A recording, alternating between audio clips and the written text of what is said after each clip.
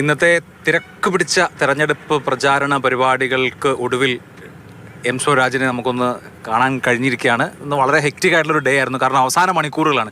സ്വരാജ്, നമ്മളിപ്പോൾ ഇതൊരു 2020 മത്സരമാണെങ്കിൽ അവസാനത്തെ ഓവറുകളിലെത്തി. ഇപ്പോഴത്തെ ഒരു കോൺഫിഡൻസ് എന്താണ്?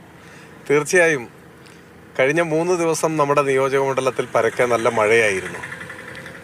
ഈ സമയത്തെല്ലാം നമ്മുടെ പര്യടന പരിപാടി നടക്കുന്നു.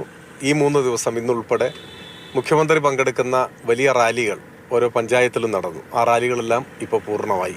പല വിഷയങ്ങൾ ഈ പറഞ്ഞ ചെറിയ കാലയളവിനുള്ളിൽ തന്നെ വന്നു. ഒരു കുട്ടിയുടെ ഷോക്കേറ്റുള്ള ദാരുണമായ മരണം വന്നു.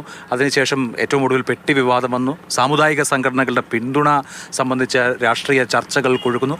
എന്തിൻ്റെ ബേസിലായിരിക്കും നിലമ്പൂർ വോട്ട് ചെയ്യുക എന്നാണ് സ്ഥാനാർത്ഥി എന്നുള്ള നിലയിൽ താങ്കൾക്ക് തോന്നുന്നത്?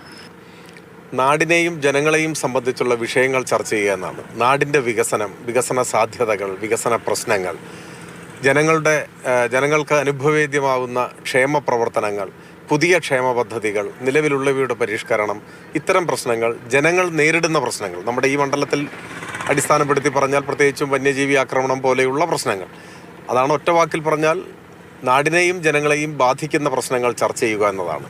അപ്പോഴാണ് ജനാധിപത്യം അർത്ഥപൂർണമാവുക, ശരിയായ ദിശയിൽ കാര്യങ്ങൾ മുൻപോട്ട് പോവുക, തെരഞ്ഞെടുപ്പ് ഒരു അർത്ഥമുള്ളതായി മാറുക. ഇപ്പോൾ രാഷ്ട്രീയമായൊരു വിധിയെഴുത്ത് നടക്കും, ജനങ്ങൾ മെറിറ്റിൽ വിധിയെഴുതും എന്ന ഒരു ആത്മവിശ്വാസത്തിലാണ് സ്ഥാനാർത്ഥി മുമ്പോട്ട് പോകുന്നത്. തീർച്ചയായും ജനങ്ങൾ ഇപ്പോൾ കേരളത്തിൽ അനുഭവേദ്യമായി വന്ന മാറ്റങ്ങളെ എല്ലാവരും സ്വീകരിക്കുന്ന മാറ്റങ്ങളെ, ഇപ്പോൾ രാഷ്ട്രീയമൊക്കെ പലതുണ്ടാവും, പക്ഷെ നാട്ടിൽ വരുന്ന നല്ല മാറ്റങ്ങളെ എല്ലാവരും സ്വീകരിക്കും.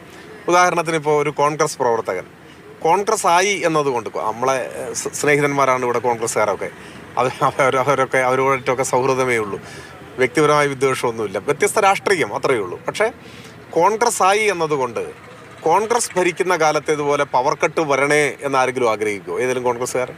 കോൺഗ്രസ് ഭരിക്കുന്ന കാലത്തേതുപോലെ പരീക്ഷക്കാലത്ത് പോലും കുട്ടികൾക്ക് പുസ്തകം കിട്ടരുതേ എന്നാഗ്രഹിക്കുമോ? കോൺഗ്രസ് ഭരിച്ച കാലത്തെ പോലെ ക്ഷേമമനുഷ്യൻ മുടങ്ങിപ്പോണേ എന്നാഗ്രഹിക്കുമോ? ഇല്ല, ഇതൊന്നും ആഗ്രഹിക്കില്ല. പാർട്ടിയൊക്കെ കോൺഗ്രസ് ആയിരിക്കും, പക്ഷേ ഈ വന്ന നല്ല മാറ്റങ്ങളെ ഉൾക്കൊള്ളും, അത് ജനങ്ങൾ ഉൾക്കൊള്ളും, അവർ വിധിയെഴുതും. ആ വിധി ഇടതുപക്ഷത്തിന് അനുകൂലമാകും എന്ന ശുഭാപ്തി വിശ്വാസം ഞങ്ങൾക്കുണ്ട്. അപ്പോൾ all the best. Thank you.